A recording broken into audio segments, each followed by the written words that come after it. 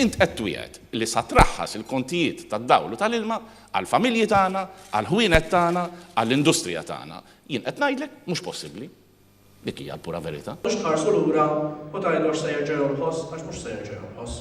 Mela rridu nidraw. Minkejja dikjarazzjoni wara oħra ta' esponenti tal-Partit Nazzjonalista jgħidu li r-ross fil-kontijiet tad-dawl u l-ilma ma kienx possibbli, il-kandidata Therese Comodini Kakija qalet li l-Partit Nazzjonalista kien jaqbel ma' traħħis tal-kontijiet tad-dawl u l-ilma dan waqt il-programm TX.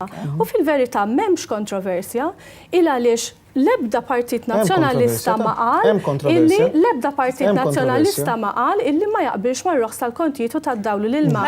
U fil-verità m'hemmx kontroversja il għaliex l-ebda Partit Nazzjonalista ma qal illi l-ebda Partit Nazzjonalista ma qal illi ma jaqbilx mar-roħs tal-kontijiet u tad-dawl u l-ilma. Intant fl-istess programm Therese Comodini Kakija ma rriditx titlob apoloġija għal fatt li l-Partit Nazzjonalista qabba lil poplu bl-ogħla tariffi tal-enerġija. Jiena naħseb illi jekk xi ħadd jekk għandu jekk aħna ħanoqogħdu niġru fuq il-programmi biex nitolbu skużi jew nixħtu talba l skuża r-responsabilità skuża l xi ħadd, naħseb illi għandu jkun il-Prim Ministru Joseph Muscat u l-Ministru Konrad Mizzi li jitlob skuża lir-residenti ta' Marsa Xlokku ta' Bir Żebbuġa.